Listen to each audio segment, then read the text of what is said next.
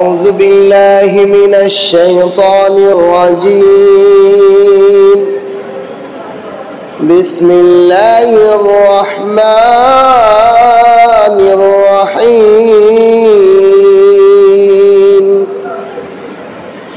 يسألونك عن الأنفال قل الأنفال لله والرسول فاتقوا الله وأصلحوا ذات بينكم وأطيعوا الله ورسوله إن كنتم مؤمنين. إنما المؤمنون الذين إذا ذكر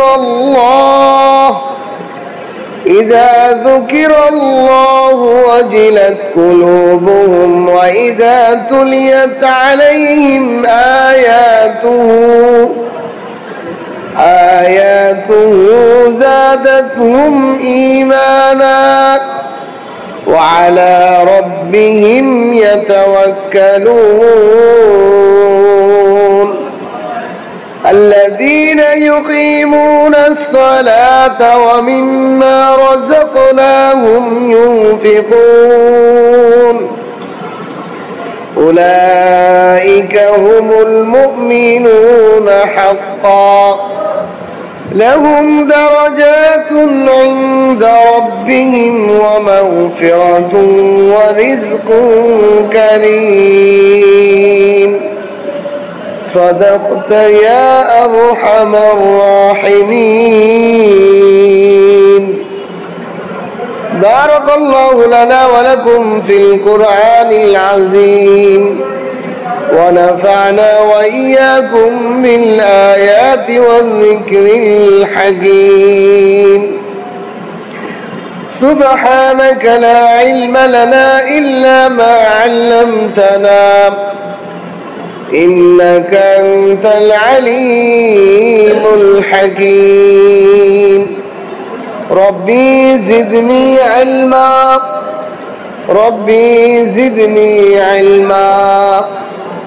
رب اشرح لي صدري ويسر لي أمري واحلل عقدة من لساني يفقهوا قولي. আল্লাহ তাআলার লাখ কোটি শুকর ও সুজুদ যে মহান রব্বুল আলামিন আমাদেরকে দয়া করে মায়া করে ভালোবেসে আল্লাহর ঘর মসজিদে কোরআন পাকের ধারাবাহিক তাফসীর করা এবং শোনার আমলের নিয়তে বসার তৌফিক দান করেছেন। এজন্য কালিমাতুশ শুকর আদায় করি আলহামদুলিল্লাহ। আল্লাহ তাআলার অশেষ দয়া ও মেহেরবানিতে সূরা আরাফ শেষ হয়েছে গত তাফসীর। আজকে সূরা আনফাল নতুন একটি সূরা শুরু হবে। সূরাতুল আনফাল এই সূরার নামের অর্থ কি? সূরা শব্দের অর্থ হলো আলামত, চিহ্ন, অধ্যায়। একটা অধ্যায় এটাকে আরবিতে সূরা বলে। আর আনফাল হলো এই অধ্যায়ের বিষয়বস্তুর হেডিং, নাম। এই অধ্যায় কি হবে? আনফালের আলোচনা হবে। আনফাল শব্দটা বহুবচন, এর এক বচন হলো নফল। আমরা যে নফল নামাজ পড়ি, নফল রোজা রাখি, এই নফল শব্দের বহুবচন হলো আনফাল।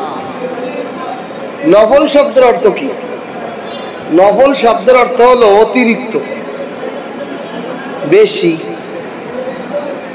যেটা দায়িত্ব নাই, দায়িত্বের বেশি যেটা করা হয় সেটাকে নফল বলা হয়। এই জন্যই নফলকে নফল বলা হয় যে এটা আল্লাহর পক্ষ থেকে আমাদের উপর কি না চাপায় দেওয়ার কোনো দায়িত্ব, হুকুম দেওয়া হয়নি।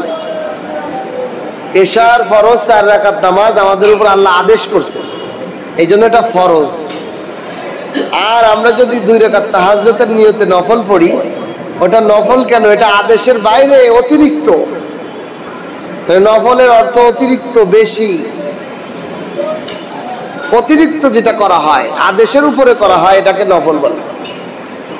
আনফালের অর্থ তাহলে বহু বচন। এটা হলো শাব্দিক অর্থ। পারিভাষিক অর্থে আনফাল বলা হয় যুদ্ধে শত্রু বাহিনীর থেকে যে গনিমতের মাল পাওয়া যায় এটাকে পরিভাষায় আনফাল বলে। যুদ্ধ লাগছে দুই দল, যারা বিজয় অর্জন করবে পরাজিত লোকদের যত সম্পদ, বন্দুক, গাড়ি ঘোড়া, তরবারি ঘোড়া, তাদের ব্যবস্থা যা পাবে সব দখল করে নিবে, এটাকেই বলে আনফাল। যুদ্ধে বিজেতারা পরাজিতদের সমস্ত মাল কব্জ করে নেয়, এই মালকে কি বলা হয় ইসলামী পরিভাষায় আনফাল। তাহলে এই সূরার মধ্যে এই আনফাল বিষয়ে আলোচনা হবে। এখন এই সূরাটা নাজিল হয়েছে মদিনায়, সূরাটা মাদানী। হ্যাঁ, এটা হলো 8 পারার শেষ, 9 পারার শুরু, মানে 9 পারা হইতে আর 5 পৃষ্ঠা, 9 পারা হয়ে যাবে। আমার 9 পারা কমপ্লিট হয়ে যাবে, 8 পারা শেষে 9 পারা কমপ্লিট হইতে আর মানে 9 নম্বর পারার মধ্যে আছে, শেষের দিকে, পারার শেষের দিকে না, পুরো 1 পারা না, 75টা আয়াত। একটা পারা হয়তো বহু আয়াত লাগে, 75টা আয়াত, 10টি রুকু এই সূরা। এই সূরার সাথে আগের সূরার কি সম্পর্ক? আগের সূরার মধ্যে কাফের মুশরিকদের অবাধ্যতা, শিরকি, এই বিষয়গুলোর আলোচনা আল্লাহ তাআলা তাদের খারাপই বর্ণনা করছেন, যে তারা কি করছে, আল্লাহর সাথে শরীক করে, তারা নির্বুদ্ধিতা, বিবেক নাই, বুদ্ধি নাই, তারা যে শিরিক করে। বিধর্মীরা, আল্লাহ দ্রোহী যত ধর্ম আছে সমস্ত ধর্ম লোকেরা আল্লাহকে নিয়ে অংশীদারিত্বের মধ্যে যে উল্টোপাল্টা করে, এগুলোর সমালোচনা আল্লাহ তাআলা আয়াত নাযিল করেছিলেন সূরা আরাফ। এখন এই আয়াতের মধ্যে, এই সূরার মধ্যে আলোচনা করবেন ওই মুশরিকদের পরাজয়। তারা যে আল্লাহর হুকুম, আল্লাহকে মানে নাই, তারা যে উল্টোপাল্টা করছে, এর ক্ষতি হিসেবে তাদের পরাজয় হয়েছে। তাদের পরাজিতর হিস্টোরি গুলো এই সূরার মধ্যে বর্ণনা করে। মুসলমানদের মক্কায় থাকা অবস্থায় কোনো জিহাদ যুদ্ধ হয়নি, মক্কায় নির্যাতিত হয়েছে মুসলমানরা। কিন্তু যখন মদিনায় গেছে, মদিনায় যাওয়ার পর মুসলমানরা একটু শক্তিশালী হয়ে পড়ছে, আর এদিক দিয়ে কাফেররা চায় মদিনার সমূলে মুসলমান ধ্বংস করে দিতে। এই জন্য তারা সমূলে মদিনা ধ্বংস করার জন্য তারা একটা পায়তারা করে, তারা যে যুদ্ধ আসে। আর তখন মুসলমানরা ঐক্যবদ্ধ হয়ে এই যে কাফেরদেরকে প্রতিহত করেন, এই প্রতিহতর প্রথম যুদ্ধ মুসলমানদের, সেটা হলো বদরের যুদ্ধ। এই বদরের যুদ্ধ সংক্রান্ত এই সূরাটার আলোচনা হবে। কাফেররা পরাজয় বরণ করছে বদর যুদ্ধে, এই পরাজয়ের ঘটনা থেকে এই সূরার আলোচনা। এখন আসেন রাসূলুল্লাহ সাল্লাল্লাহু আলাইহি সাল্লাম, সাহাবায়ে কেরামদের প্রথম যুদ্ধে যাওয়া। এখন তো ইসলামের অনেক বিষয়, জিহাদের ক্ষেত্রে, যুদ্ধের ক্ষেত্রে এখনো কিছু বিষয় জানাই নাই। বিশেষ করে জিহাদ করতে হবে, নিজের জবান গর্দান কাটে দিতে হবে, নিজের শরীরের মধ্যে তরবারি লাগবে, বল্লম লাগবে, গুলি লাগবে, বোম লাগবে, যত ধরনের আঘাত আসে তার শরীরের মধ্যে লাগবে। এইখানে তো ওয়াজ নসিহতের আগে তাদের আত্মশুদ্ধির বিষয় দরকার আছে, তাদের ত্যাগের বিষয় আছে। এই জন্য আল্লাহ তাআলা তাদের ত্যাগের বিষয়ের কিছু আলোচনা এই সূরার শুরুতে করেছে, যে তারা যখন জিহাদে যাবে, একদিক দিয়ে তো জিহাদ করবে, কি জন্য করবে, কোন আশায় করবে? তাদের কাছে তো অদৃশ্যমান কথার উপর ভিত্তি করে গলা কাটায় দেওয়া তো কঠিন। এই জন্য তাদের তো দরকার কিছু দুনিয়াবি ফায়দা, দুনিয়াবি কোনো লোভ থাকা দরকার, কোনো কিছু পাওয়ার দরকার। এই জন্য রাসূলুল্লাহ সাল্লাল্লাহু আলাইহি সাল্লাম এই যুদ্ধে যাওয়ার আগে কিছু নীতিমালা দিয়েছেন। কিছু কি যুবকদের, সৈন্যদেরকে কিছু নীতিমালা দিয়ে দিয়েছেন। কি নীতিমালা? যে জিহাদের ময়দানে যে কাফেরদের একটাকে হত্যা করতে পারবে, তার যত মাল আছে এই সৈনিক সে সব পায় না। অথবা কাফেরদের কোনো একজন সদস্যকে যদি তুমি বন্দী করতে পারো, তার বিবি বাচ্চা, তার ধন সম্পদ, তার উট ঘোড়া, তার তরবারি মালামাল যা আছে সব তুমি মালিক হয়ে যাবে। এখন এই অফার গুলো পাওয়ার পর অফারে কি হয়েছে, এখন তেজ বেড়ে গেছে জিহাদের। কারণ প্রথম জিহাদ তো, প্রথম যুদ্ধ, এখনো তো ঈমান তো পাকা হয়নি। এখন তো ওই আখেরাতের লোভ দিলে কাজ হবে না, বুঝলেন নাই? আগে দেশে কি দুনিয়াবি নগদ পুরস্কারের অফার রাসূলুল্লাহ সাল্লাল্লাহু আলাইহি ওয়াসাল্লাম দিয়ে দিয়েছে, যে যে যেটাকে মারবে তার সম্পদ তার, যে যেটাকে বন্দী করে আনবে তার মালামাল তার। এই অফার যখন দিয়ে দিছে, আরো কোনো বর্ণনা আছে এরকম রাসূল সাল্লাল্লাহু আলাইহি ওয়াসাল্লাম বিভিন্ন অফার টফার দিয়ে দিছে, যে যেই দল, যেই গ্রুপ, যেই মাল ধরবে তারা ওই গনিমতের মাল পুরোটা তারা মালিক। এইভাবে যখন ডিক্লিয়ারি দিয়েছে, যুদ্ধে তো তাদের স্পিড বেড়ে গেছে, নগদ ফায়দা। কারণ আইয়ামে জাহেলের যুগের থেকে কেবল তারা ইসলাম গ্রহণ করছে, তাদের ঈমান তো এখনো পুক্ত হয় নাই। প্রথম জিহাদ, জীবনের প্রথম ইসলামের জন্য। এই জন্য তারা যখন এরকম জিহাদ করে বিজয় অর্জন করছে, বদরের যুদ্ধে বিজয় হয়েছে। বিজয় হয়েছে এই সৈন্যদের মধ্যে তিন দল। কয় দল? তিন দল হয়ে গেছে। এক দল শত্রু বাহিনীকে ধাবমান করে বিতাড়িত করার জন্য একেবারে সীমানার অতিক্রম করা, যতটুকু দেখা যাবে তাকে নিয়ে গেছে দাবাইতে। ওরা তো পলাইতেছে পরাজয় হয়ে, ওদেরকে দাবড়াইতে একেবারে যতদূর নিয়ে যায় ততদূর নিতেছে এক দল সৈন্যবাহিনী রাসূলের। আর এক দল, এরা যে মাল সমানা ফেলাইতে গেছে, মাল গনিমতের মাল আলফাল, এইটা গুছানো, এটা বস্তা ভরার জন্য কি, এটা গেলাম আমাদের দেশেও হয়। কেউ আছে আন্দোলনে শহীদ হয়ে যায়, আর কেউ আছে দোকানপাট লুট করে কি পাওয়া যায়। জুলাই, আমাদের এই বাংলাদেশের জুলাইয়ের ঘটনা দেখলেই বোঝা যায়। আসলে সব জায়গায় এরকম হয়। তো রাসূলের যুগে এরকম ছিল, একদল শত্রু বাহিনীর পিছনে ধাবমান হয়ে তাদেরকে বিতাড়িত করতে চলে গেছে। আর এক দল মাল গুছাইতেছে, আর এক দল তারা মালও গুছায় না, তারা শত্রুর পিছনে যায় নাই, রাসূলুল্লাহ সাল্লাল্লাহু আলাইহি ওয়াসাল্লামকে বেষ্টন করে রাখছেন। না জানি কোন শত্রুর কোন ব্যক্তি গোপনে আমাদের মধ্যে ঢুইকা রাসূলকে কোনো ধরনের আঘাত দিতে পারে না। এই জন্য রাসূলুল্লাহকে ইবাদতের জন্য তারা রাসূলের চারপাশে সমবেত হয়ে গেছে বিজয়ের পর। তাহলে গ্রুপ হয়েছে কয়টা? তিনটা। এই তিন দলে গ্রহণ করার পর লাস্টে যখন সব গনিমতের মাল নিয়ে উপস্থিত, যারা গনিমতের মাল দিয়েছে তাই আমরা এটা গুছাইছি, এটার হক একমাত্র আমরা। আগে তো রাসূলের ঘোষণা ছিল, এই ঘোষণা অনুযায়ী তারা কয় আমরা সব মাল গুছাইছি, এই মাল আমাদের, আমরা গুছাইছি, এটা আমি যেটা গুছাইছি আমার সেটা। আর যারা ধাবমান করে শত্রুদেরকে দাঁড়িয়ে নিয়ে গেছে, তারা বলতেছে কি কও, আমরা যদি ওই শত্রুদেরকে তাড়ায় না নিয়ে যাইতাম, তোমরা মাল গনিমতের মাল কুড়ানোর সুযোগটা পাইতে, সুযোগই তো পাইতে না তোমরা। সুতরাং সবচেয়ে বড় ভূমিকা হলো আমাদের, যে আমরা দাবড়ায় নিয়ে গেছি, আমরা এটার মালের হক। আর যারা রাসূলুল্লাহ সাল্লাল্লাহু আলাইহি সাল্লামকে হেফাজত করছে, তারা বলে যুদ্ধের সবচেয়ে বড় হলো আমাদের লিডার, আমাদের নবীকে হেফাজত করা। ওইগুলো কোনো গুরুত্বপূর্ণ বিষয় না, সবচেয়ে বড় গুরুত্বপূর্ণ বিষয় হলো লিডারের হেফাজত করা, বডি তাকে রক্ষা করা, তাকে যেন কোনো শত্রু ক্ষতি না করতে পারে, সেটাই রক্ষা করার মধ্যে সবচেয়ে বড় ভূমিকা আমরা ছিলাম। এই গনিমতের মালের প্রাপ্য অধিকার সবচেয়ে বড় আমাদের। লাগছে কিনা গন্ডগোল? গন্ডগোল লাগছে। প্রথম জিহাদে গনিমত, প্রথম বিজয়ের মালের লোভ, মালের আকর্ষণ সব যুগেই ছিল।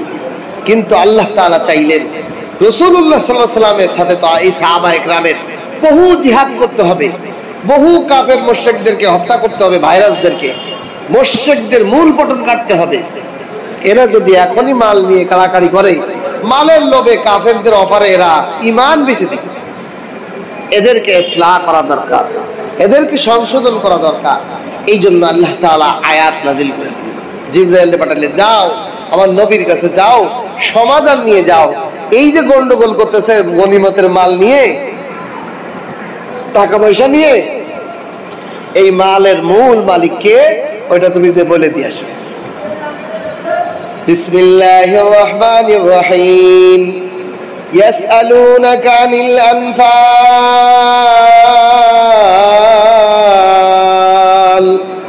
কুলিল আনফালু লিল্লাহি ওয়ার রাসূল। হে নবী, তারা আপনার কাছে এই ঝগড়া বিবাদ দিয়ে যে আপনার কাছে এসে প্রশ্ন করে, ইয়া রাসূলুল্লাহ, মালের কারা মালিক?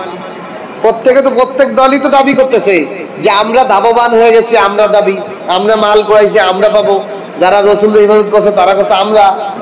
তিন দল মিলে রাসূলের কাছে জানতে চাই, ইয়া রাসূলুল্লাহ, তাহলে গনিমতের মাল কারা পাবো, কোন দল পাবো? ইয়াসআলুনাকা আনিল আনফাল, আল্লাহ বলেন, হে নবী, তারা আপনার কাছে জিজ্ঞাসা করে এই আনফাল, এই গনিমতের মালের ব্যাপারে। আপনি বলে দেন, কুল, হে নবী আপনি বলে দেন, আল আনফালু লিল্লাহি ওয়ার রাসূল, এই গনিমতের মালিক একমাত্র শুধুমাত্র আল্লাহ এবং তার রাসূল। কে মালের মালিক? শুধু গনিমতের না, সারা দুনিয়ার সব সম্পদের মালিক আল্লাহ। সমস্ত সম্পদের মালিক কে? কুলিল্লাহুম্মা মালিকাল মুলক তুতিল মুলকা মান তাশা। আল্লাহ বলেন, শুধু মালের মালিক আমি নই, মালিকদের মালিকও আমি। মালিকদের মালিকও আমি আল্লাহ। তুমি টাকার মালিক, তুমি বাড়ির মালিক, তুমি গাড়ির মালিক, আপনি ঘরের মালিক, দোকানের মালিক, মার্কেটের মালিক, জমির মালিক, গাছের মালিক, গাড়ির মালিক, ক্ষেতের মালিক, যত মালিক তোমরা দাবি করো, সমস্ত মালিকদের মালিক হলো আল্লাহ। সমস্ত মালিকদের মালিক কে? আল্লাহ। আল্লাহ বলেন, এই যে গনিমত নয়, সমস্ত মালিকদের মালিকই তো আমি। তো এই গনিমতের মালিক হলো মূল্য আমি। তো এক নম্বর ইসলাহ করলেন, এটা ইমানদারের সবচেয়ে বড় ইসলাহ। ইমানদার সবসময় যদি এই কথা মনে রাখতে পারে যে আমার পকেটে যে টাকা আছে, আমার যে জমি আছে, আমার যে বাড়ি আছে, আমার যে ক্ষেত আছে, সবের মালিক হলো আল্লাহ, আমাকে কিছুদিনের জন্য আমানত স্বরূপ দিয়েছে। এই কথা যদি কোনো ইমানদার রাখে, তাহলে ঝগড়া বিবাদ সব সমাধান। সব কি? আমি বাংলাদেশের জমি, আমি মনে করতাম যে জমির মালিক সেই জমির মালিক। আমি এই বিষয়টা আগে জানতাম না। ইদানিং জমি নিয়ে যে কাছাকাছি হয়েছে, তারপরে ঘাটাঘাটি করতে যে দেখলাম, বাংলাদেশে যে জমি আছে, এই যে আমরা যে আমাদের বলি আমার জমি, আপনার জমি, আসলে আমরা জমির মালিক না, জমির মালিক হলো সরকার। দলিলের মধ্যে সরকারের মালিক। এখন আমরা যে পরিশোধে মালিক হই বা এই মালিক হই, আসলে এটা হলো ভাড়া। সরকার আমারে ভাড়া দিয়েছে, লিজ দিয়েছে, এই জন্য আমি মালিকত্ব খাই, এই জন্য খাজনা দিতে হয়। এর একটা দলিল, বড় দলিল হলো যে আপনি যে প্রতি বছরে বছরে খাজনা দেন, কর দেন জমির, এর মানে কি? আপনি আসল মালিক হলে কি আপনার খাজনা দিয়ে লাগতো? তাহলে এই বাংলাদেশের কোনো ব্যক্তি মালিক না। এরপরে সরকার সে নিজেও মালিক না, কারণ সেও কদিন পাস করেছে। এর মালিক কি? আল্লাহ। এর মানে কে মালিক? এই দেখেন একটা জিনিস বুঝি, তো আমরা বলি না এইটা আমার, এইটা আমার মালিকত্ব, এটা আমার। আচ্ছা, মালিক আমার মানে কি? আমার এক ডাক্তার বলতেছে যে হুজুর, আপনার যে বলেন যে এটা আমার মাথা, আমার চুল, আমার নখ, এই যে বলেন না, তাহলে আপনার যে এটা যে আপনার, এটা দলিল কি? আমি বললাম, কঠিন একটা প্রশ্ন করছেন। তাই বলে আমার শরীরে আছে এই জন্য আমার। তাই শরীর কার? আপনার শরীর যে আপনার, সেটা আপনার দলিল কি? এর ভিতরে আমি আসি, এর ভিতরে আমার অস্তিত্ব আছে। এই যে অস্তিত্ব যে আছে, এটার প্রমাণ। এইভাবে যদি প্রশ্ন করা হয় যে আসলে আমার বলতে কি বোঝায়, আমার বলতে বোঝায় হলো, উনি বললেন যে আমার বলতে বোঝায় হলো যে এই জিনিসটাকে আমি যা বলবো তাই শুনবো, সেটা আমার। এখন আপনি আপনার নখরে যদি বলেন, এ নখ তুই আজকে ফের বাড়িস না, থেকে আমার কথা শোনে। আমার চুলরে যদি আমি বলি, এ চুল আর আজকে থেকে বড় হইস না, মোষ তুই আর বড় হইস না, তাহলে আমার মোষ কি বাড়বে না? একে আমার এই কথা ছিললে, কানলে, কাটলে, আমি রাগ করলে, মিজাজ খারাপ করে থাকলে, অভিমান করে থাকলে সে বাড়বে না? সে কি থামবে? এর মানে এইগুলোর মূল আমি না, আমার মালিক না। এগুলো যে মালিক, তার কথা অনুসরণ, তার কথায় নখ বাড়তেছে, তার কথায় চুল বাড়তেছে, তার তলায় নখ বাড়তেছে, তার তলায় আমার শরীর বাড়তেছে, তাহলে আমি আমার না। তাহলে মালিক আমার হইতে হইলে যে জিনিস আমার কথা শুনবো, আমার কথায় বাড়বো কমবে, আমি যেটা বলবো এটা শুনবো, সে আমার। তো এখন আসেন, এই যে দুনিয়া, টাকা পয়সা বলেন, এগুলো সবের মূল মালিক কে? এই জন্য বলেন, আল্লাহ বলেন, ইমানদার সাহাবা একরামকে ইসলামের পথে আইসে প্রথম যুদ্ধেই টাকার লোভে যে তারা, অর্থের লোভে, সম্পদের লোভে যে জিহাদ করা শুরু করলো, গনিমতের মাল পাওয়ার জন্য পাগলা পাগলি হয়ে গেল। এখন আল্লাহ তাআলা প্রথম ইসলাহ করতেছেন, দেখো দুনিয়ার ধন সম্পদ যা আছে সবের মূল মালিক হলো আল্লাহ, আর আল্লাহর নবী, আল্লাহর খাস বান্দা, আল্লাহর প্রিয় বান্দা নবী তিনি, এই দুইজনই হলো মূল মালিক। অর্থাৎ আল্লাহ হলো মালিক, আর নবী যেইভাবে তোমাদেরকে বন্টন করে দেয় এইটা মানাই হলো নবীর মালিকত্ব। এই উত্তর দিয়ে দিলেন, কুলিল আনফাল লিল্লাহি ওয়ার রাসূল। আনফাল গনিমতের মাল নবী বলে দেন, আপনার সাহাবাদেরকে ইসলাহ করে দেন যে দুনিয়ার ধন সম্পদ যা আছে সব আল্লাহর মালিকত্ব, আর এই আল্লাহর মালিকত্ব সম্পদ আল্লাহ তার নবীর মাধ্যমে যেইভাবে বন্টন করে তোমাদেরকে দেয়া হয় ওইটা মাইনে নিয়েই হলো রাসূলের মালিকত্ব, আল্লাহ এবং রাসূলের মালিকত্ব, গনিমতের মালিক। নাম্বার 2, এরপরে আল্লাহ তাআলা বললেন, হে সাহাবারা, তোমরা যে এই যে মাল নিয়ে দৌড়াদৌড়ি করতেছো নিজে নিজে, হাদিসের মধ্যে আসছে, তাফসীরের মধ্যে আসছে, সাহাবী একজন একটা 70 জন মন্দিরে 70 জনকে হত্যা করছে। এ কয়, ইয়া রাসূলুল্লাহ, আমি তো 70 জনে না গেছি, এদের ধন সম্পদ সব আমার।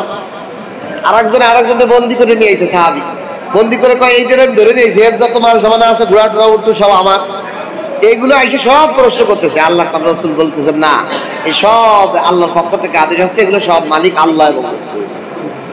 সুতরাং তোমাদের এই ব্যাপারে আগে ব্রেনকে ওয়াশ করতে হবে যে এই ধন সম্পদের মূল মালিক হলো আল্লাহ। এখন দেখেন আমাদের জন্য শিক্ষা, আমরা যে টাকা পয়সা চাকরি করে ব্যবসা করে যেভাবেই কামাই, আমরা মনে করি আমার টাকা আমি যেখানে ইচ্ছা খরচ করি না। যখন আপনি এই কথা মনে করবেন যে এই টাকার মূল মালিক হলো আল্লাহ, তখন আপনি আল্লাহর অনুমতি ছাড়া, আল্লাহর পছন্দ ছাড়া, আল্লাহর অপছন্দের জায়গায় টাকা খরচ করা আপনার জন্য বাধা হয়ে যাবে।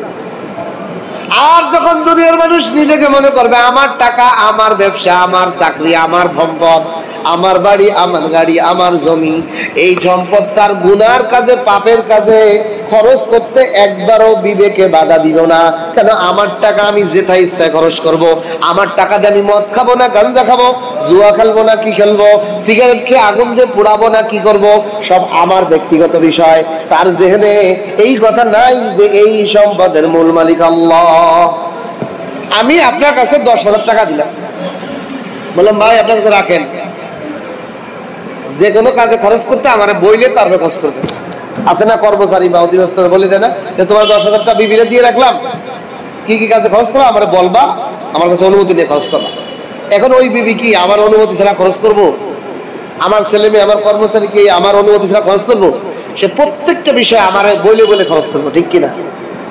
আমরা যখন এই কথা জেহেনের মধ্যে ঢুকাইতে পারবো যে না, সমস্ত মালের মালিকত্ব আল্লাহ, তাহলে আমার একটা টাকা খরচ করার আগে আমি 10 বার ভাববো যে আমার আল্লাহ কোন কোন আমাকে হকুক রাখছে, আমার উপর কোন কোন দায়িত্ব রাখছে। আল্লাহ পাক আমার উপর হকুক দিয়ে দিয়েছে না, আমার পরিবারের জন্য খরচ করা, আমার ছেলে মেয়ের জন্য খরচ করা, বিবি বাচ্চা মা বাবার প্রতি খরচ করা, ভাই বোনের প্রতি খরচ করা, আত্মীয় স্বজন বন্ধু বান্ধবের প্রতি খরচ করা, আমার আল্লাহ দায়িত্ব দিয়েছে কিনা? আমার হুকুক আছে, এই হুকুক গুলো আমরা জানি। দেখেন আমাদের সমাজে মানুষ, আমি আলহামদুলিল্লাহ আমার বিবি বাচ্চা, আমার যে অর্থনৈতিক ঠক সব আদায় করি, একটা আলোচনা না করলেও নয়, যদিও আমার পক্ষে হয় কিন্তু আলোচনাটা দরকার, যদিও ইমাম শব্দের পক্ষের আলোচনা কিন্তু দরকার এটা। কেন? দেখেন আমাদের সমাজে আমরা যে টাকা ইনকাম করি, এই টাকার মধ্যে আমাদের দ্বীনি প্রতিষ্ঠানগুলো অর্থাৎ মাদ্রাসা, মসজিদ, খানকা, মারকাজ, দ্বীনি মারহালা মাহফিল গুলো হয়, ওয়াজ মাহফিল গুলো হয়, এগুলো আমাদের ইনকামের একটা অংশ পায়। এগুলো একটা ইনকামের কি পায়? অংশ পায়। কেমন দেয়? আপনি যদি পাবলিক টয়লেট ব্যবহার করেন, তা ওখানে আপনার বিল দিতে হয় না? কত? 10 টাকা দিতে হয়। পেশাব করলে 5 টাকা, বড় ইস্তেঞ্জা করলে আপনার 10 টাকা দিয়ে লাগে। আপনার কি মনে কষ্ট যায়? কিন্তু ওটা দিয়ে করছি, ব্যবহার করছি, দিতে হবে, ঠিক কিনা?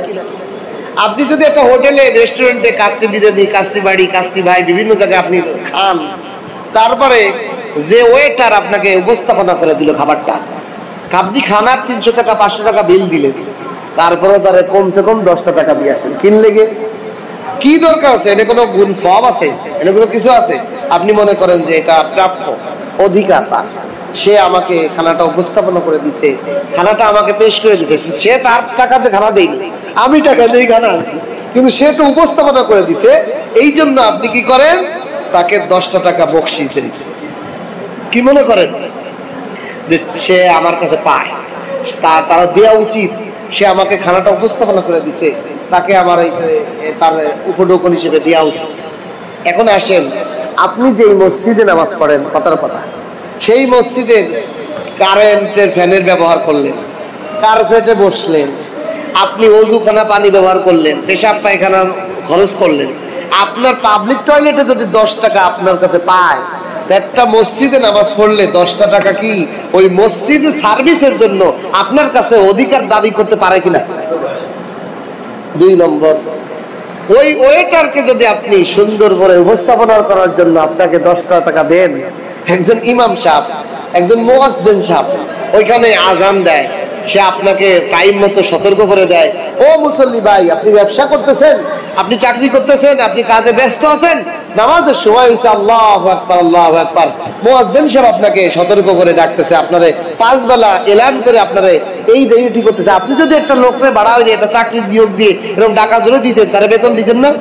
সে এই ডিউটি আপনারে স্মরণ করে দিচ্ছে 5 বেলা, ইমাম সাহেব আপনারে সুন্দর কেরাতের সাথে নামাজটা আদায় করাই দিচ্ছে, জামাতের সাথে সুন্দরভাবে সহি সুন্নভাবে, আপনি ইমামের পিছনে চুপচাপ দাঁড়ায় খালি রুকু সিজদা করতেছেন, সহিভাবে নামাজটা হয়ে যাচ্ছে, কেরাতটা ইমাম সাহেব পড়ে দিচ্ছে, এই যে সার্ভিসটা আপনাকে দিতেছে, সেই ইমাম সাহেব কি 10টা টাকা প্রাপ্য নাই?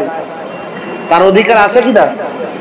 কিন্তু সেই হিসেবে যদি আপনি বিবেচনা করেন যে 5 টাকা হলো মসজিদ খরচ, 5 টাকা হলো ইমাম মুয়াজ্জিনের খরচ, কথার কথা, এক বেলা নামাজে আমার 20 টাকা, কয় টাকা? 20 টাকা বিল, কয় টাকা বিল? এখন 5 বেলা নামাজ পড়লে আপনার কয় টাকা আসে? 100 টাকা। একজন মুসল্লি প্রতিদিন যদি 100 টাকার বিল হয়, মাসে কয় টাকা? 3000 টাকা। হাস্যকর মনে হলো, এটা কলাম অধিকার, এটা প্রাপ্য না। আপনি কি বলেন? ওইখানে দিতে পারতেছেন, এখানে দিলে আপনার অসুবিধা কি? এখন আসেন, এই মসজিদ গুলো যদি 50 জন কি থাকে মুসল্লি, তার মানে এলাকার ধরেন 50 জন মানুষ নামাজি মুসল্লি, তারা এই মসজিদে নামাজ পড়ে, তাহলে বিল দাঁড়াবে কত? এক একজনের যদি 3000 হয়, তাহলে 1.5 লক্ষ টাকা উঠবো। 50 জন মুসল্লি থাকলে কি হইব? একটা মসজিদ চালাইতে আর কোনো প্যারা আছে? দান ব্যবসা চালানো লাগবে, কালেকশন করা লাগবে, অধিকার দেই আমরা কয়জন দেই? এই যে মাগরিবে বাটি চালানো হয়, মসজিদ ভরা মুসল্লি, কত টাকা? 210 টাকা উঠছে। কয় টাকা? 210 টাকা। যদি 10 টাকা করে একজন দেয়, তাহলে 21 জন দিচ্ছে, মুসল্লি হচ্ছে 100। হ্যাঁ, 10 টাকা দিলে 1000, কিন্তু না, 200 টাকা হয়েছে না, 10 টাকা করে দিলে 221 টাকা হয়েছে, 21 জন দিচ্ছে। এখন এই দেখেন, এটা আমরা কি করি না, আমরা কি মনে করতেছি?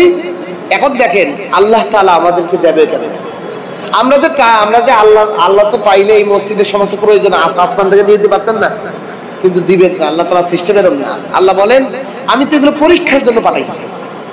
তুমি যদি পরীক্ষায় যদি কবিতা উত্তর আমার খালি উত্তর প্রশ্ন করছে, আমার উত্তরটা লিখে দিত, তাহলে আর পরীক্ষা হইল? আল্লাহ তো পরীক্ষা হলে তো আপনার প্রশ্নই দেওয়া হবে। তো এগুলো হলো প্রশ্ন, আপনার সামনে আছে, আপনি কি হক আদায় করতেছেন, আপনি কতটুকু আপনার মালের হক আদায় করতেছেন, আপনার অধিকার কত। আপনার একজন বন্ধু আপনার সাথে মোলাকাত করছে, আপনি তাকে নাস্তা করার নাই, তার হক আদায় করেন। আপনার একজন আত্মীয় আপনার বাড়ি আসছে, আপনি তাকে মেহমানদারি করার নাই, তার হক আদায় করেন। হক শুধু খালি মা বাবারে খেদমত করাই না, হক শুধু ছেলে মেয়ের পিছনে খরচ করাই নয়, হক অনেক প্রকার আছে। মুসলমানের হক আছে, গরিবের হক আছে, একজন ভিক্ষুকের হকও আপনার কাছে আছে। আল্লাহ তাআলা বলেন, আমি তোমাদেরকে যে রিজিক দেই, ওই রিজিকের মধ্যে এতিম, মিসকিন, বিধবা, অসহায়, হতদরিদ্র, বিপদগ্রস্ত, ঋণগ্রস্ত মানুষের হকও আমি তোমার রিজিকের মধ্যে দিয়ে দিই। এখানে দিনের হক, দিনের মসজিদ, মাদ্রাসা, মাহফিল আসতে, দিনের একটা মজলিস বসতে, এই মজলিসে আপনার কাছে হক আছে না? আপনি 5 টাকা পারেন না, 2 টাকা দেন, 2 টাকা পারেন না, 1 টাকা দিয়ে বলিয়ে শরীক হন। দ্বীনের এই মারহালা, এখানে আমি পারতেছি না, আমি আমার দায়িত্ব ছিল, আমি একজন উম্মত হিসেবে আমারও প্রচার করার, দ্বীনের কথা সমাজে প্রচার করার দরকার ছিল। আমি আলেম না, আমি প্রচার করতে পারি না, আমার টাকা নাই, আমি একা একটা মাহফিল করতে পারি না, কিন্তু উল্টা করতেছে, আমি একটা টাকা দিয়ে আমি এই দ্বীনের সাহায্য করি। এই যে হক গুলো আমরা আদায় করি না কেন? আমাদের জেহেনে নাই যে আমরা আল্লাহ সব টাকার মালিক। আমরা ভুলে গেছি কোথায়? যে আমরা মনে করি না যে আমার পকেটের টাকাটা আল্লাহর টাকা। আমরা এই একই এবং এই ইমানটাই আনতে পারি নাই যে সমাজ দুনিয়ার সমস্ত মালিক আল্লাহ মালিক। কারণ আমার বলতে হলো তো সেই জিনিস আমার কথা শুনতেই হইব, সে তো আমাকে চলে যায়। দুনিয়া সেকেন্ড, সকালবেলার ফকির বিকেল বেলার ধনী, বিকেল বেলার ধনী সকাল বেলার ফকির হয়ে যায়। সেকেন্ডের মধ্যে মানুষ ফকির হয়ে যেতেছে, গরিব হয়ে যেতেছে, আবার সেকেন্ডের মধ্যে কোটি কোটি টাকার মালিক হয়ে যেতেছে। তাহলে সম্পদ যদি কারো ব্যক্তিগত হইতো তাহলে সবাই ধনী হইতো, আর সবাই যে ধনী ছিল সে ধনীত্ব অর্থটা আটকে রাখতে পারতো। বোঝা যায় সম্পদ তার মালিক না, মালিক হলো আল্লাহ। আল্লাহ সেকেন্ডের মধ্যে তাকে সরাই আর একজনের কাছে দিয়ে দিতে পারে। পরীক্ষা। এই জন্য বেস্তেজরের মধ্যে এক হাদিস, বনি ইসরাইলের এক হাদিস বর্ণনা করছে আল্লাহ রসুল। আল্লাহ রসুল সাল্লাল্লাহু আলাইহি ওয়াসাল্লাম বলেন, বনি ইসরাইলের তিনটা লোক, এই তিনটা লোক, একজন ছিল অন্ধ, একজন ছিল কুষ্ঠরোগী, মানে গার চামড়াগুলো সাদা সাদা সাদা সাদা, দেখতে খারাপ যায়, আর একজন ছিল টাকওয়ালা, মাথায় চুল দেয়। এই তিন লোকরে আল্লাহ তাআলা পরীক্ষা করতে চাইলেন কি দিয়ে? এই মাল দিয়ে। মালের মূল মালিক কে? আল্লাহ। এই জন্য আল্লাহ মাল দিয়ে পরীক্ষা করতে চাইলেন।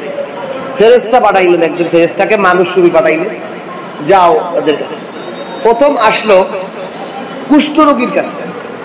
এ কুষ্ঠরোগী, তোমার কি অবস্থা? কয় ভাই কইও না, সারা সমাজের মধ্যে আমি কোথাও যাইতে পারি না, আমার চেহারার মধ্যে সাদা সাদা দাগ, দেখতে ভালো দেখা যায় না, মানুষ কেউ আমার পছন্দ করে না, আমার কোনো বন্ধু হয় না, আমি খুব অসহায় আছি, অর্থনৈতিক ভাবে, জীবনগত ভাবে, সামাজিক ভাবে খুব খারাপ অবস্থা আছে। কয় তো তুমি কি চাও? কয় আমার মনে চায় যদি আমার চামড়াটা ভালো হয়ে যেত। তো ফেরেশতা, মানুষ রূপী ফেরেশতা তার শরীরে হাত দিয়েছে। হাত দেওয়ার সাথে সাথে তার শরীরটা এত সুন্দর চেহারা হয়ে গেছে, নায়কের মতো চেহারা হয়ে গেছে। বলতেছে তোমার আর কি আশা? আমার যদি একটা উটনি থাকতো, আমি ওটা দিয়ে পালতাম, দুধ হইতো, বাচ্চা হইতো, আমার অনেক সম্পদ হইতো, আমি ভালো সচ্ছল খাবার খেতাম, একটা গাভীর উট। ফেরেশতা আল্লাহর হুকুমে এটা নিয়ে আসে, তাকে দান করতেছে। সে খুশি হয়েছে, বিদায় নিয়ে চলে আসছে। পরীক্ষা শুরু। দ্বিতীয় হলো টাকওয়ালার কাছে গেছে। সেও বলছে আমার এরকম দুঃখ, আমার মাথায় চুল নাই, মানুষ আমার পছন্দ করে না। তো ফেরেশতা, মানুষের ফেরেশতা তার মাথায় হাত বুলাই দিয়েছে, সঙ্গে সঙ্গে চুল বুঝে তার এত সুন্দর চুল হয়ে গেছে, সেই সুন্দর চুল হয়েছে। তোমার আর কি আশা? কয় আমার একটা গাভী যদি থাকতো, গরু, তাহলে আমার খুব ভালো হইতো। তো তারে একটা গাভী দান করা হয়েছে, সে খুশি। ফেরেশতা চলে আসছে। এর পাশে আসছে অন্ধর কাছে। অন্ধরের বলছে, অন্ধর চোখে হাত বুলাই দিচ্ছে, চোখের গতি ফিরে আসছে। অন্ধ বলতেছে আমার একটা বকরি ছাগল হইলে আমি ছাগলের পাল হইতো, আমার অনেক সম্পদ হইতো। ফেরেশতা তারে ওইটা দান করছে। অনেক দিন অতিবাহিত হয়েছে। উটওয়ালার হাজার হাজার উট হয়ে গেছে, গাভীওয়ালার হাজার হাজার গাভী হয়ে গেছে, ছাগলওয়ালার হাজার হাজার ছাগল হয়ে গেছে, বিশাল খামার। আল্লাহর এই ফেরেশতাকে আল্লাহ আবার পাঠাইছেন মানুষকে, যাও পরীক্ষা। মালের মালিক কে? মালের মালিক তুমি না আমি? আল্লাহ। তুমি মাল পাইয়ে অহংকারী হয়ে গেছো না তুমি আমি ওই কথা মনে করতে পারো যে আল্লাহই মূল মালিক?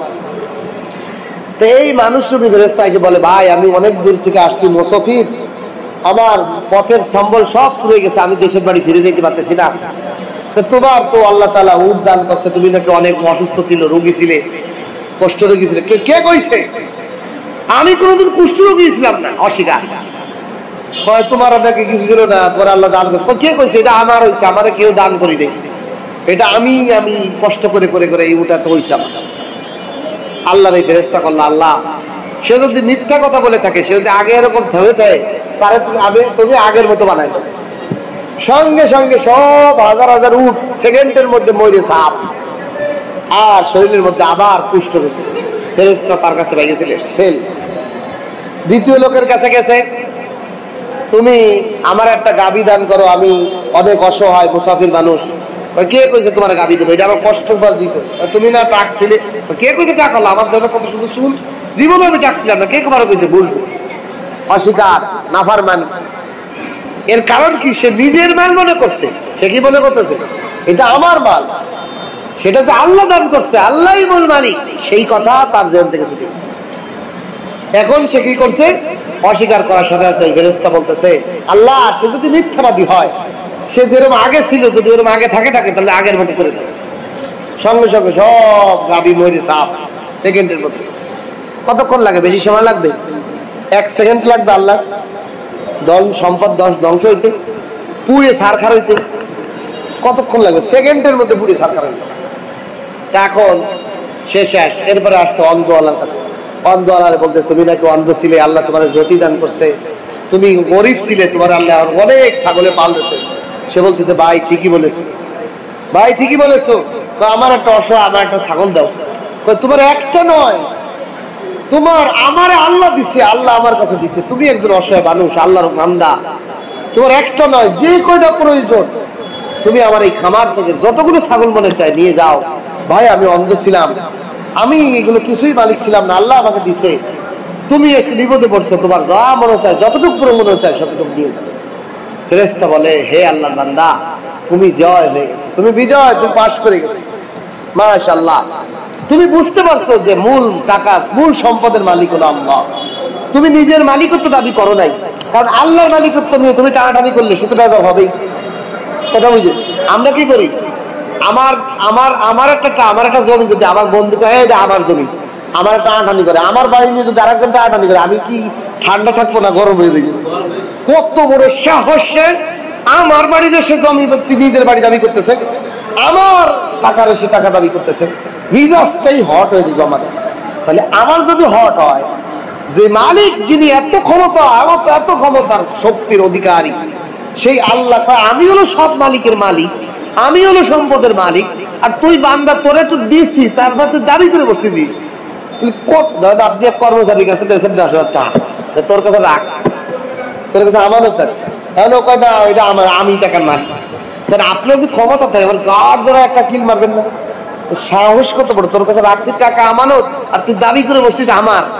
ক্ষমতা থাকলে আপনি ওরে এখনই ধরে জেলখানা ঢোয় দিবেন।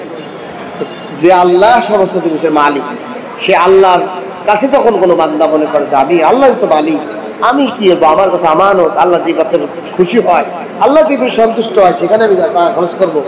তো ওই ছাগলওয়ালা, ওই অন্ধ ব্যক্তি বলে, আমি তো অন্ধ ছিলাম, আল্লাহ আমার দেখা শক্তি দিচ্ছে এই দুনিয়া, আল্লাহ আমাকে গরিব ছিলাম, অসহায় ছিলাম, আল্লাহ আমার এত ছাগলের পাল দিচ্ছেন, সব আল্লাহর মাল, এটা আল্লাহর মাল, আল্লাহর একজন বান্দা, তুমি অসহায়, আল্লাহর মাল থেকে আল্লাহ খুশি হবে, তোমাকে দিল নাও, তোমার যা মনে চাই নিয়ে।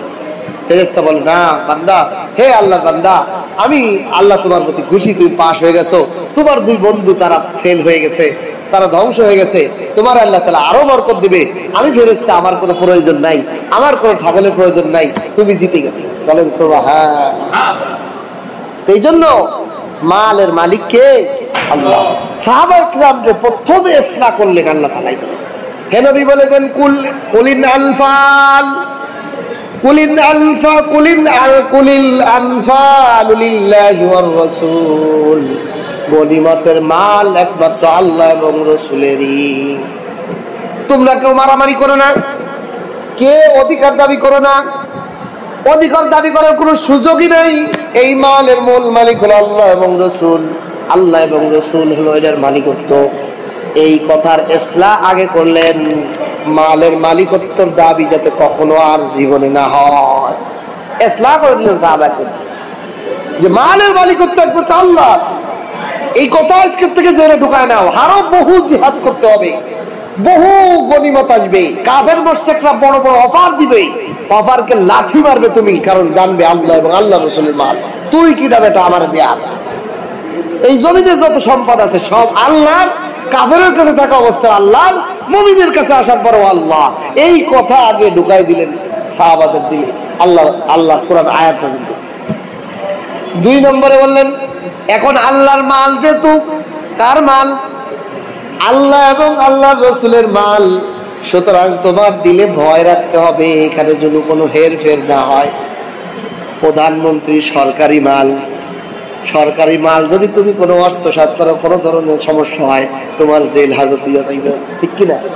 যেই মালের মালিকত্ব বড়, সেটা দললি খবর আছে, সেটার কিন্তু ভয় রাখতে হবে না। এই জন্য আল্লাহ বলেন ফাত্তাকুল্লাহ, আল্লাহকে ভয় করো। যেহেতু দুনিয়ার সব মাল গনিমতের মাল, সব মাল আল্লাহ এবং রসুলের, সুতরাং আল্লাহকে ভয় করো। আল্লাহর মালের ক্ষেত্রে জন্য তোমাদের খেয়ানত না হয়ে যায়। আল্লাহর বড়ত্বের ভয় তোমার দিলের মধ্যে রাখো। তাকওয়া বলা হয় কাকে? তাকওয়া শব্দের অর্থ ভয়, আবার আরবিতে খৌফ মানেও ভয়। ভয়ের অনেক প্রকার আছে। ভয় হলো দুই প্রকার। কয় প্রকার? দুই প্রকার। একটা হলো যন্ত্র জিন জানোয়ারের ভয়, সাপের ভয়, ডাকাতের ভয়, চোরের ভয়, খুনের ভয়, হিংস্র প্রাণী বাঘ ভাল্লুকের ভয়, এগুলো ভয়। আর একটা ভয় আছে ভালোবাসা ছুটে যাওয়ার ভয়, আমার সম্মানিত ব্যক্তি আমার প্রতি রাগান্বিত হওয়ার ভয়। বাঘরে যে মানুষ ভয় করে তার জীবন চলে যাবে এই ভয়। কিন্তু বাবারে যে ভয় করে, কিল্লে ভয় করে সম্মানের ভয়। বাবা তারে মাইরে টুকরো টুকরো করবে এই ভয় নয়, এই ভয় সম্মানের ভয়, উস্তাদের ভয়, আলেম ওলামার ভয়, নবী রসুলের ভয়।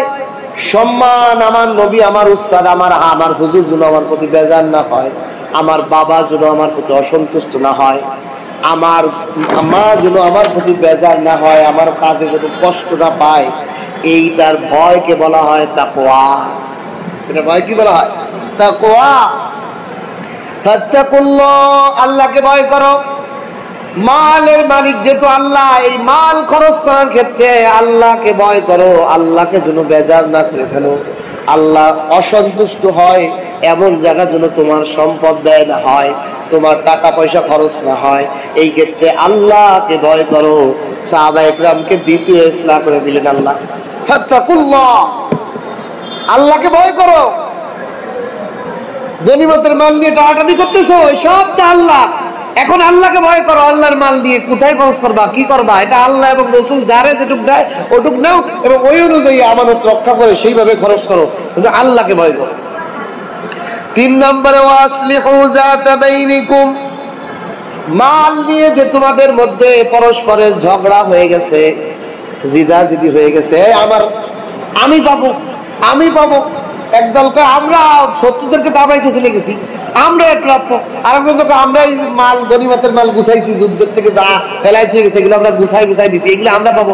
আরেক দল কয় আমরা রসুলকে হেফাজত করছি, রসুলকে বডিগার্ড হিসেবে মারা দিছি, আমরা পাবো। আর অন্য একটা আছে যুবকরা কয় আমরা পাবো, আমরা হলো শক্তি দিছি। আর বৃদ্ধরা কয় আমরা যুদ্ধে আগে না থাকলেও আমরাই তো তোমাদের আশ্রয়স্থল, তোমরা হতাশ হয়ে গেলে, নিরাশ হয়ে গেলে আমাদের কাছে এই ফিরে আসো বুদ্ধি নিতে, পরামর্শ নিতে, তা আমরাও এর অংশ পাবো।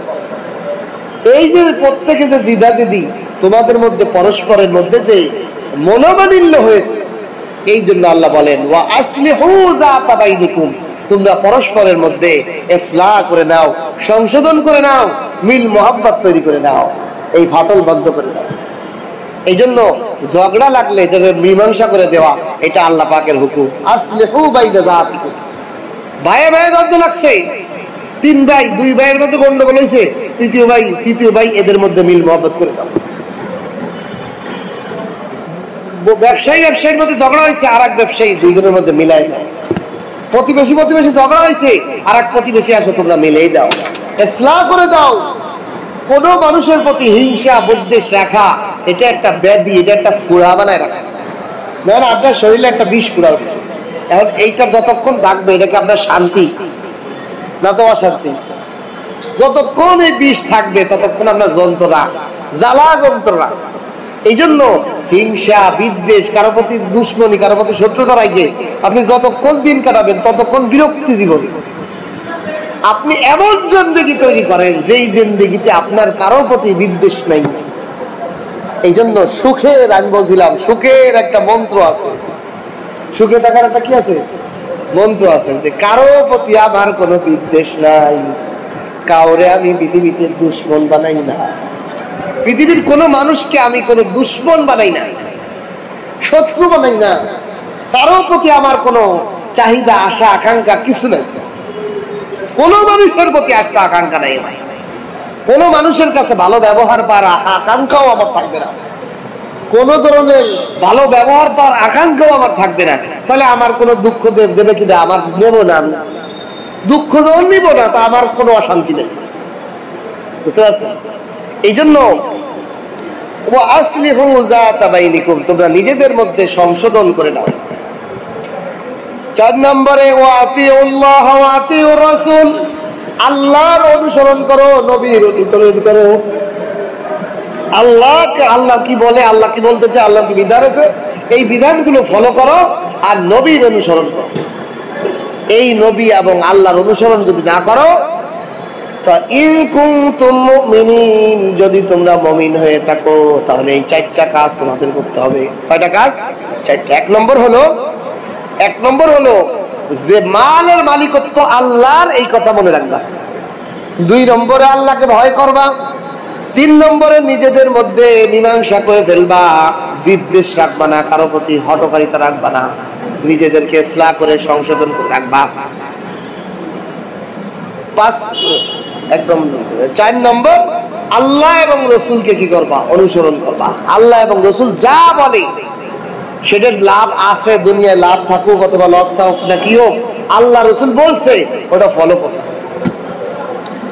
ইন কুনতুম মুমিনিন, যদি তোমরা মুমিন হও, বিশ্বাসী হও, আল্লাহর প্রকৃত বিশ্বাসী বান্দা হতে চাও, তাহলে এই 4টা কাজ করতে হবে। কয়টা কাজ? 1 নম্বর মালের মালিক আল্লাহ, মনে রাখতে হবে মালের মালিক আল্লাহ। 2 নম্বরে আল্লাহকে ভয় করতে হবে যে আল্লাহ যেন বেজার না হয়, মাল খরচ করার ক্ষেত্রে আল্লাহর অসন্তুষ্ট কোথা না হয়ে যায়, সেখানে আমি খরচ না করতে। আপনি এলাকার যুবকরা কি করতেছে, গান বাজনা আয়োজন করছে, আপনি ওখানে 5,000 টাকা দিয়ে দিচ্ছেন, আপনারটা এটা আপনার আল্লাহ দুশ্মনদের, আল্লাহ নাফরমানি কাজে আপনি 5,000 টাকা দিয়ে দিচ্ছেন, আপনার টাকা কেমনে আল্লাহর সামনে দাঁড়াবেন? আপনি জুড়ে ফেলাবে আল্লাহ তাআলা। আল্লাহর দিয়ে টাকা আপনি জুয়ার কাছে গেমে লাগাচ্ছে, গেমে। এখন তো ইয়ং জেনারেশন কি করে, মোবাইল গেমে লাগায়, জুয়া জুয়া জুয়া, মোবাইল গেম। খালি 1,000 টাকা ডইলি লাখ লাখ কোটি কোটি গাড়ি বাড়ি টাকা হয়ে যাবে। এটা 6 লাভ হয়ে গেছে আমাদের কাছেও মোবাইল এসে, মানে গেমের খালি অফার। আল্লাহর দিয়া টাকা আপনি জুয়ায় লাগাবেন, এমন দিয়া দিব আল্লাহ, একবার আমও যাইব, সালাও যাইব, মানে বউরেও বেশি লাগবে, এমন পরিস্থিতি। এই জন্য আল্লাহ তাআলা বলেন ইত্তাকুল্লাহ, আল্লাহকে 2 নম্বরে ভয় করে। 3 নম্বরে ওয়াসলিহু যাতা বাইনিকুম, নিজেদের মধ্যে সংশোধন রাখো, কারো প্রতি বিদ্বেষ না রাখো, সবার প্রতি ভালোবাসা ধারণা রাখো, মিল মহব্বতে থাকো, তোমরা ঐক্যবদ্ধ থাকো, পারিবারিক বন্ধনে থাকো, সামাজিক বন্ধনে থাকো, বন্ধুর সার্কেল তৈরি করো, বন্ধু ঐক্যবদ্ধ থাকো, একা একা থাকো না। না দুনিয়ার কোনো মানুষকে বিশ্বাস করি না, সব বাদ দিয়ে আমি একা থাকবো না, কেউ আপন না, কিন্তু সবাই মিলমিশে আমল করো, একসাথে থাকার চেষ্টা করো, মিলেমিশে থাকো, নিজেদের মধ্যে সংশোধন করে নাও, ভুল ত্রুটি থাকলে ধরিয়ে দাও, সংশোধন করিয়ে দাও। ওয়াতিউল্লাহ, আল্লাহ এবং রাসূলকে অনুসরণ করো, বুঝে আসুক আর না আসুক। ইন কুনতুম মুমিনিন, যদি তোমরা মুমিন হয়ে থাকো। এরপরে আল্লাহ তাআলা বলেন মুমিন কারা? মুমিন হয়ে থাকো যদি, তাহলে মুমিন হইতে হইলে এগুলো করবা। এখন মুমিন মূল কি? মুমিনের মূল কামেল মুমিন কি, পরিপূর্ণ মুমিন কি? একটা তো আমরা জানি আশহাদু আল্লা ইলাহা ইল্লাল্লাহ ওয়া আশহাদু আন্না মুহাম্মাদান আবদুহু ওয়া রাসূলুহু, যে মুখে কালেমা শাহাদাত পড়লো সেই ইমানদার হয়ে গেল, মুমিন হয়ে গেল, ঈমান আনলো যে সেই মুমিন। কিন্তু মুমিনে কামেল কে? এই যে বর্ণনা করছে ইন্নামাল মুমিনুন, নিঃসন্দেহে মুমিন হলো আল্লাযীনা, ওই সমস্ত লোক, ইযা যুকিরাল্লাহ, যখন তাদের সামনে আল্লাহর কথা আলোচনা করা হয়, ওয়াজিলাত কুলুবুহুম, তাদের অন্তরটা কেঁপে ওঠে, অন্তর তারাদ্দুদ হয়ে ওঠে, অন্তরের মধ্যে ঝাঁকি লেগে ওঠে আল্লাহর আলোচনা শোনার পর। আল্লাহর বড়ত্ব, আল্লাহর মাহাত্ম্য, আল্লাহর পরিচয় এসে তার অন্তরটা কেঁপে ওঠে। ইনা যুকিরাল্লাহ, যখন আল্লাহর আলোচনা তার সামনে করা হয়, ঈমানদারের সামনে, ওয়াজিলাত কুলুবুহুম, তাদের অন্তরটা প্রকম্পিত হয়ে ওঠে। ওয়াইযা তুলিয়াত আলাইহিম আয়াতুহু যাদাতহুম ঈমানা, তিনটা গুণ বর্ণনা করছে। 2 নম্বর গুণ হলো যখন ঈমান মুমিনদের সামনে কোরআনের আয়াত তেলাওয়াত করা হয় তাদের ঈমান বেড়ে যায়। ঈমান বেড়ে যায় মানে কি?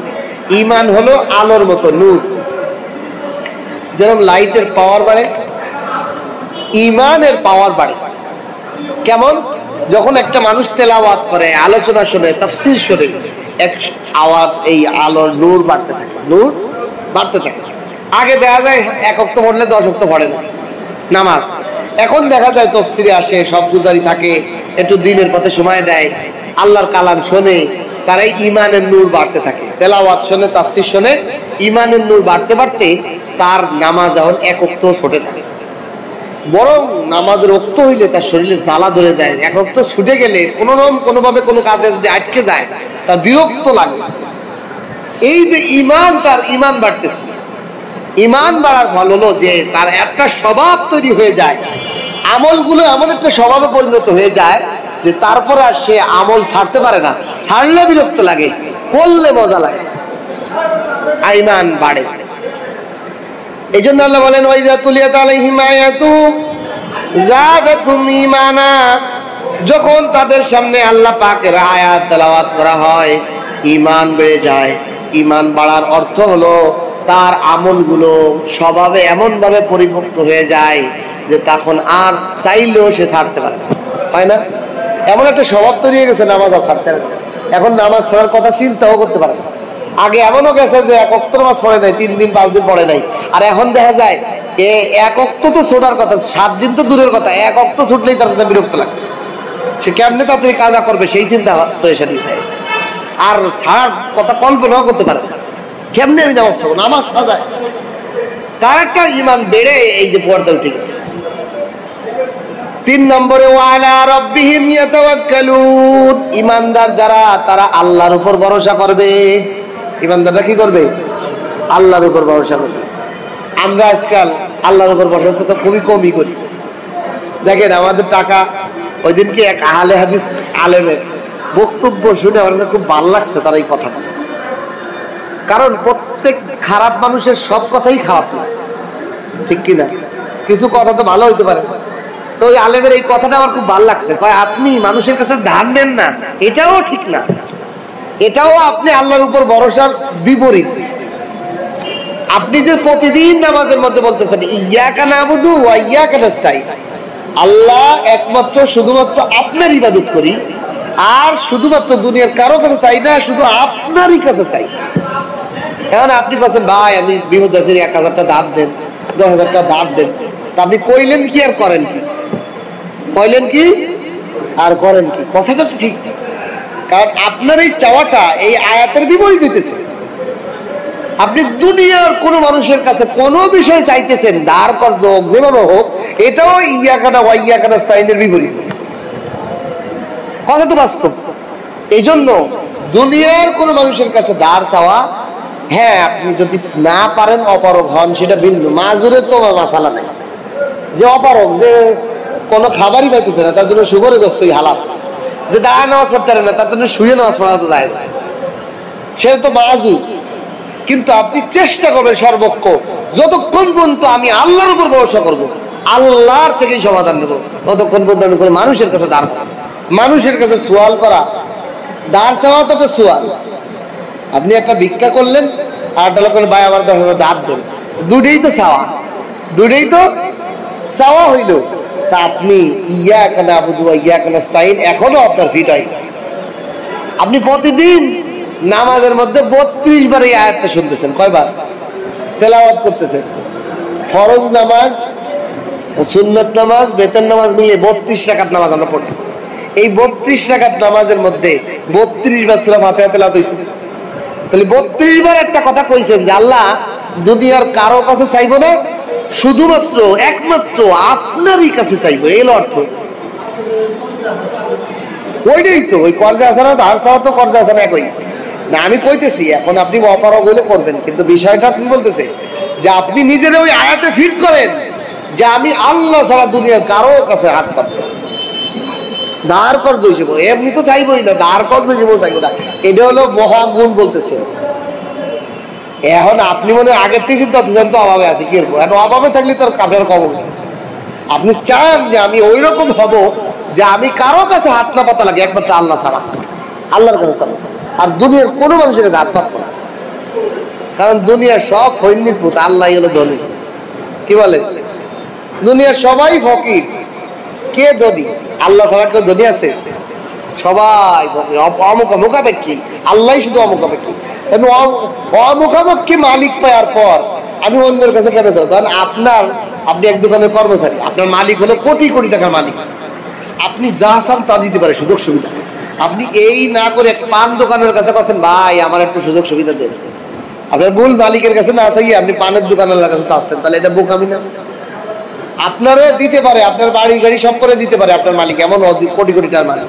সে অসহায় গরিবদেরকে ঘর বাড়ি করে দেয়। আপনি তার কর্মচারী, আপনি তার একটা ঘর চাইলে ঘর দিয়ে দিতে পারে। আপনি তার কাছে না চাইয়ে ওই গরিবের একটা পানের দোকানদারের কাছে বলছেন ভাই তুই একটা ঘর করার একটা সাহায্য কর, এটা বড় মালিককে আপনি অপমান করলেন। আল্লাহ তো নারাজ হয়, এই জন্যই আমাদের কাজ। আল্লাহ এমনি আল্লাহ কলাম, আল্লাহ আসলে বুঝি না বলে আমরা ভুল করবে, আর ভুল করার কারণে আল্লাহ আমাদের সাথে ভুল ব্যবহার করে। আল্লাহ তো বলছেন আমার কাছে চাও, আমি দেওয়ার জন্য প্রস্তুত। আমরা ভুল করি, আল্লাহ রাগ হয়ে যায়। আমি দিতে পারি, আমার কাছে না চাই, তুই ফৈন্যির বুদ্ধি আছে চাই, তোর আমি কিচ্ছু দেবো না, তুই গ্যাস যাই বললে দেবো। এই যে নষ্ট করে আল্লাহ আল্লাহর তো গুসা আছে, রাগ আছে না? আল্লাহর দয়া আছে, মায়া আছে, আল্লাহর অভিমান আছে। আল্লাহ অভিমান করেন না? আমরা অভিমান করি, তা আল্লাহ করেন না? আল্লাহর তো সব আছে গুণ। এই গুণ তো আল্লাহ আমাদের দ্বারা প্রকাশ করেছেন, আল্লাহর গুণ। এই জন্য আমরা যখন আল্লাহর কাছেই চাই না, তখন আল্লাহ আমাদের মুখাপেক্ষী বানায় দেয়। আমরা যখন মানুষের কাছে চাই, মানুষের কাছে দাঁত নিয়ে চলাই মনে করি যে এটাই মনে হয়, এইটাই এই ছাড়া কি এটাই উপায় নাই, তখন আল্লাহ কয় তোর ওইভাবেই তোর চালাবো, তোরে আমি ওই মানুষ ছাড়া তুই চলতে পারবি না, ওই মুখাপেক্ষী বানায় না। সমাজে কি মানুষ নাই যে দুনিয়ার কারো কাছে একটা দাঁড় করে না? নাই। আলহামদুলিল্লাহ আমি তো কারো কাছে দাঁড় করি। আমার কথা বলে বলছে আমি একা না, হাজারো আছে লোক যারা 1 টাকা মানুষের কাছে সুদ ঘুষ দাঁড় কত করে। আল্লাহর কাছে চাই নেন ওই জিন্দেগি, চেষ্টা করেন যে আমি কারো কাছে দাঁড় নিয়ে চলতে। আমার 2 টাকা আছে, আমি 5 টাকার লোভ দেখায় আমার দরকার নেই। আমার 2 টাকা দিয়ে আমি যা করতে পারো তাই করি, তাই নিয়ে চলবো। অল্প তুষ্টি হয়ে যান তাহলে সব সময়। এই জন্য আল্লাহ তাআলা বলেন ওয়া আলা রাব্বিহিম ইয়াতাওয়াক্কালুন। ঈমানদার মুমিনদের তৃতীয় গুণ হলো তারা আল্লাহর উপর ভরসা করে। আল্লাহর উপর ভরসা রাখে, আর দুনিয়ার কারোর উপর ভরসা রাখে না, টাকার উপরও ভরসা রাখে না।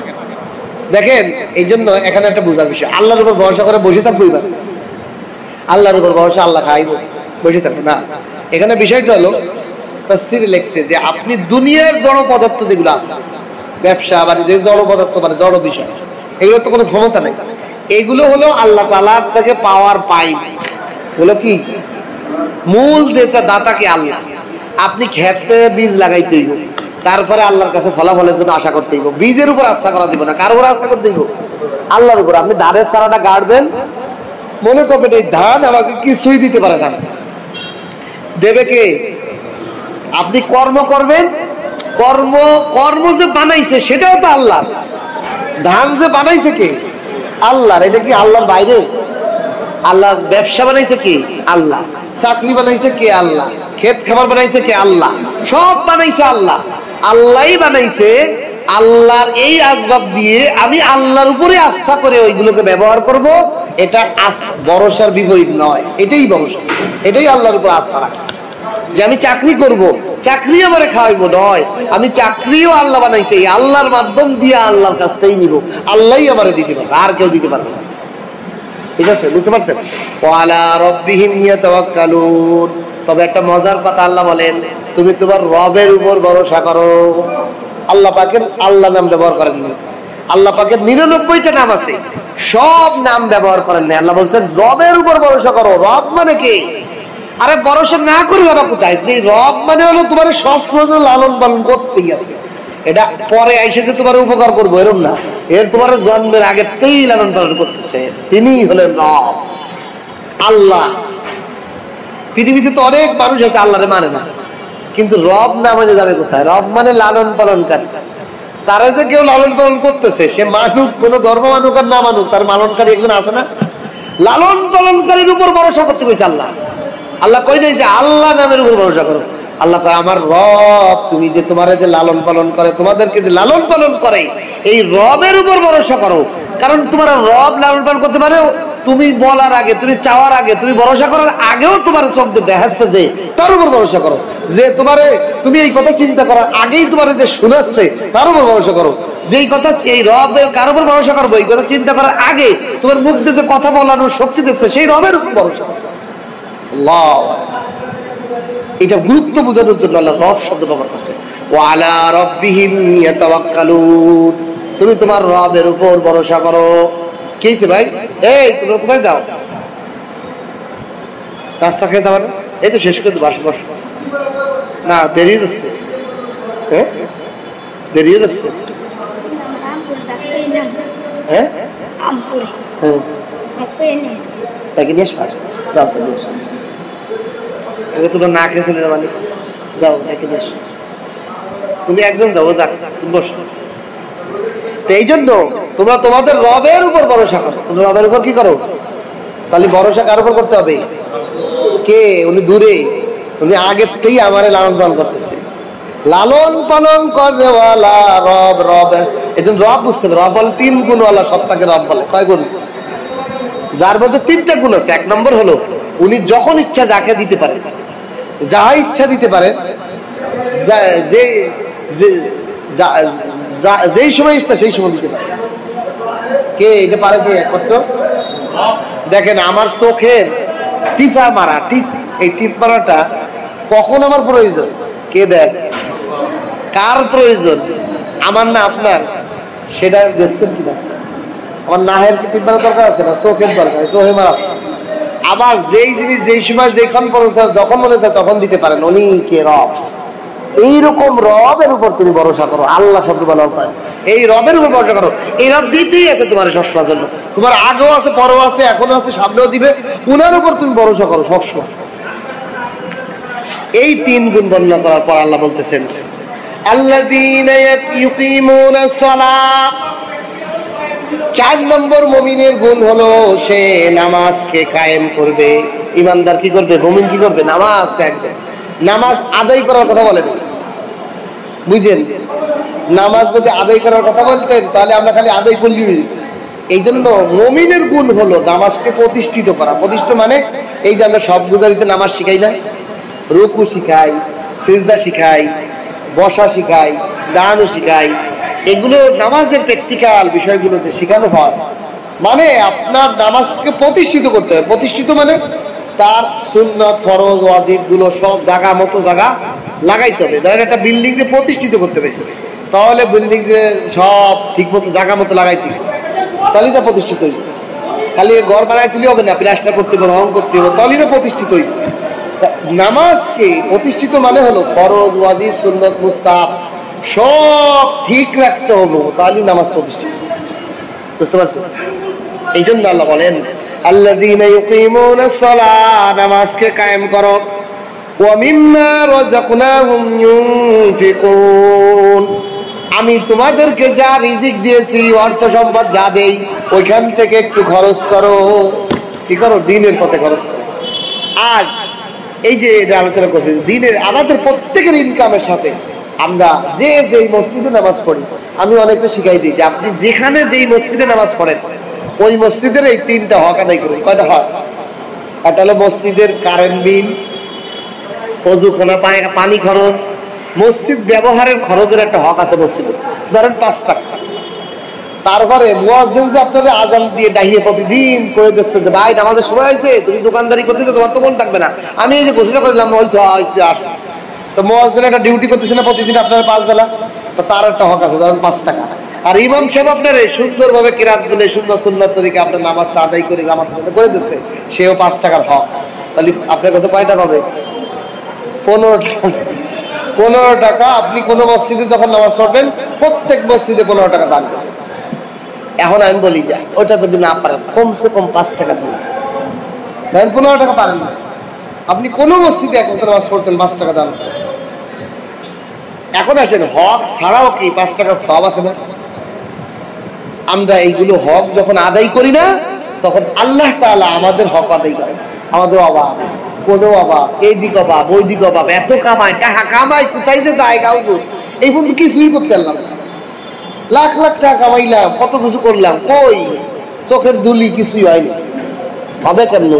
আপনি আল্লাহ পাকের হক গুলো আদায় করেন না, দিনের হক গুলো আদায় করেন না। আপনি বন্ধুকে নাস্তা করান না, আত্মীয়রে মেহমানদারি করেন না। আপনি আপনার পরিচিত লোকদের সাথে, প্রত্যেকটা মুসলমানের হক আছে, ফকিরের হক আছে, এতিমের হক আছে, বিধবার হক আছে। আপনার এলাকার একটা বিধবার, আপনি একটা কোনোদিন কাপড় কিনে দিচ্ছেন, 10 টাকা সহযোগিতা দিচ্ছেন, 100 টাকা তারা হাদিয়া দিচ্ছেন, আমরা এগুলো আদায় করি না, তো আল্লাহ তাআলা আমাদেরকে কি করেন? অভাব লাগায় রাখে। এই জন্য আল্লাহ বলেন, আমার দেওয়া রিজিক, কারণ তোর টাকা নাকি আমি দিছি তোরে, সেই টাকাতে তুই দিবি, তারপর তোর এত কৃপণতা। ধরেন আজকে সব খেসুরি বিরিয়ানি পাকাইছি, এই পাড়াটা সব ওরে দিয়ে দিছি, তোমার কাছে দিলাম, তুমি এটা বন্টন করো। ওকে আমি দেবো না, আমার হুজুর দিয়েছে, আমি কে উরাজকে দেবো না, এটা সব আমার। তাহলে এটা কিরকম হইল? কি বলেন বাবর সাহেব? আপনারা পাকাইতে দিলাম যে সব কিছু দেন, আমি পাকাই টাকায় দেন, এই যে সব আপনারা এই বাতিল আপনার, আপনারা কলম সবাই বন্ধ করেন, না আমি দেবো না, আমার দেশে হুজুর, আমি এটা একা খাবো। আমাকে অবস্থা সেই, আল্লাহ আমাকে টাকা দেয়, আমরা টাকাটা দান করতে, খরচ করতে আমাদের অসুবিধা। এই জন্য আল্লাহ স্মরণ করে দিচ্ছেন, মিম্মা রাযাকনাকুম, আমি তোমাকে যে রিজিক দিছি তোমার তা না, আমি যেটা দিচ্ছি ওইতে একটু খরচ করো, ওইতে পুরো খরচ করো না। ইউনফিকুন মানে ওইতে খরচ করো যতটুকু পারো। সাফাই দিই নেই যে আমি যাচ্ছি সব দান করে দিই না, তোমার মতো করে করো, তোমার যতটুকু মনে করো। চাপাই দেবে কইরো, তবুও করো, আমি কই 1 টাকা হইল। উলাইকা হুমুল মুমিনুনা হাক্কান, এই 5 গুণ যার মধ্যে থাকবে তিনি হলো প্রকৃত কামেল মুমিন। কয় গুণ? 5 গুণ। তাহলে 1 নম্বর গুণ হলো, যখন তার সামনে আল্লাহর নাম স্মরণ করানো হবে, তার অন্তরটা কেঁপে উঠবে আল্লাহর আলোচনা শোনার সাথে সাথে, তার মহব্বতে, আল্লাহর ভয়ে, আল্লাহর প্রেমে তার অন্তরটা কাঁপে উঠবে। আল্লাহ আল্লাহ আল্লাহ, আল্লাহর কথা শুনে দিলটা কাঁপে উঠবে। 2 নম্বর হলো, যখন আল্লাহ পাকের কোরআন তেলাওয়াত করা হইব তাদের ঈমান বেড়ে যাইব। 3 নম্বর হলো, তারা আল্লাহর উপরে একমাত্র ভরসা করব। 4 নম্বর হলো, নামাজকে প্রতিষ্ঠিত করব, সুন্নত ওয়াজিব, সুন্নত মুস্তাহাব সবকে ঠিক রেখে রেখে নামাজকে প্রতিষ্ঠিত করব। 5 নম্বর হলো, আল্লাহর দেয়া রিজিক তারা পরিপূর্ণভাবে, আল্লাহর দেয়া নিয়ামত, আল্লাহর দেয়া সম্পদ থেকে আল্লাহর রাস্তায় খরচ করব। বুঝতে পারছেন? এখন বলেন, এই জিনিসগুলো যখন মানুষ করব, তখন এই 5টা জিনিসকে 3 ভাগে ভাগ করা হয়েছে। কয় ভাগে? এই যে মুমিনের যে 5টা গুণ, এই 5টা গুণকে 3 ভাগে ভাগ করা হয়েছে। একটা হলো আত্মার সাথে সম্পর্কিত, আর একটা হলো শরীরের সাথে সম্পর্কিত, আর একটা হলো মালের সাথে সম্পর্কিত। কটা? এখন দেখেন, আল্লাহর ভয়ে প্রথম 3টা হলো আত্মার সাথে সম্পর্কিত। আল্লাহর কথা শুনলেই অন্তর কাঁপে ওঠে, এটা আত্মার সাথে সম্পর্কিত না? কোরআন তেলাওয়াত শুনলে ঈমান বেড়ে যায়, এটা আত্মার সাথে সম্পর্কিত। আল্লাহর উপর ভরসা করা, এটা আত্মার সাথে সম্পর্কিত। এই 3 ধরনের আমল গুণ যখন বান্দা অর্জন করবে, আল্লাহ বলেন, উলাইকা হুমুল মুমিনুনা হাক্কা, এই মুমিনদের জন্য আল্লাহ পরিপূর্ণ ঈমানদার সে হবে, এবং তার জন্য রয়েছে দারালাহুম দারাজাতুন ইনদা রাব্বিহিম, তার রবের নিকট তার বিশাল উচ্চ মর্যাদা হবে। 3টা গুণ যখন তার আসবে, আত্মার সাথে সম্পর্কিত, আল্লাহর কথা শুনলেই তার অন্তর কাঁপে ওঠে, আল্লাহর কোরআনের আয়াত তেলাওয়াত শুনলেই তার ঈমান বেড়ে যায়, আল্লাহ তার রবের উপরই সে ভরসা করে, রব তখন রব তাকে তার নিকটে, ইনদা রাব্বিহিম, রবের নিকটে তার মর্যাদা বিশাল উঁচু। লাহুম দারাজাতুন ইনদা রাব্বিহিম, তার রবের কাছে তার মর্যাদা বেড়ে যাবে। 2 নম্বর হলো শারীরিক ইবাদত। শারীরিক ইবাদত কি? সালাত। ওয়া আকিমুস সালাত, 4 নম্বর যে মুমিনের গুণ ছিল, এটা শারীরিক ইবাদত।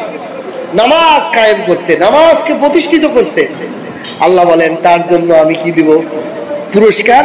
ওয়া মাগফিরাতুন, তার জন্য ক্ষমা রয়েছে, ক্ষমা। তাহলে শারীরিক ইবাদতের দ্বারা আল্লাহ ক্ষমা পাওয়া যায়।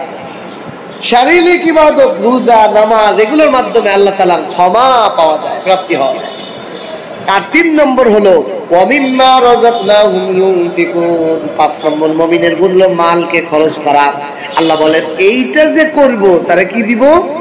ওয়া রিজকুন কারীম, সম্মানিত মর্যাদাবান রিজিক। এজন্য আমরা কিছুক্ষণ আগে বলতেছিলাম যে উনি ধরেন পেয়ারা হাদিয়া আনছে আল্লাহ, তা উনি টাকা দিয়ে কিনছে না, টাকায় তো উনি কিনে আনছে, আইনে বলতেছে হুজুর পেয়ারা কাটে দেই, তাহলে কি করতেছে? আমারে অনুমতি নিতেছে। তারপরে কাইটে তারপরে কি করছে? লবণ, মরিচ, বিট লবণ সব দিয়ে মাহাইছে, মাহাইয়ে 10টা করে বিছায় প্লেট দিয়ে কয় হুজুর খান। তাহলে বলেন এই রিজিক কি বেইজ্জতি রিজিক না ইজ্জতের রিজিক? আপনি ব্যবসা করে খাইতেছেন, অন্ত কামায় কিনে খাইতেছেন, আপনি চাকরি করে খাইতেছেন, আর একজন আপনাকে মেহমানদারি করে খাওয়াইলো, আপনাকে এই যে মেহমানদারি করে খাওয়াইলো, এটা সম্মানের রিজিক না? এই যে আপনারা এখানে তাফসিরে যারা আসছেন, আপনাদের মেহমানদারির ব্যবস্থা করছে বাজারের ব্যবসায়ীরা, ব্যবসায়ী ভাইরা দিয়ে এটা মেহমানদারির ব্যবস্থা করছে। এই যে রিজিকটা, এটা কি ইজ্জতের মেহমান? এটা রিজিক না? একজন মানুষে খা কুত্তার মতো দিয়ে প্লেট দিয়ে খা আনে, আপনার যদি রোস্টও খাওয়ায় তো ওই খাবার কি আপনার পেটে যাইব? অসম্মানের না? মানে খাওয়াইতেছে কয় তুই খালি এত লুবি, এত খা, কোন খাবার পায় না তো এনে খাইতেছে, খা আমার ভাই, এরকম কইলে আপনার বেইজ্জতি, মানে পেটের বাদ যাইব, জীবনও খেতে বলেছে না, বেইজ্জতি। আল্লাহ বলে ইমানদার যারা মালকে আল্লাহর রাস্তায় খরচ করে, যারা দ্বীনের পথে টাকাকে ব্যয় করে, খরচ করে, আল্লাহ তাআলা তাকে রিজকুন কারীম, সম্মানিত রিজিক দান করবে।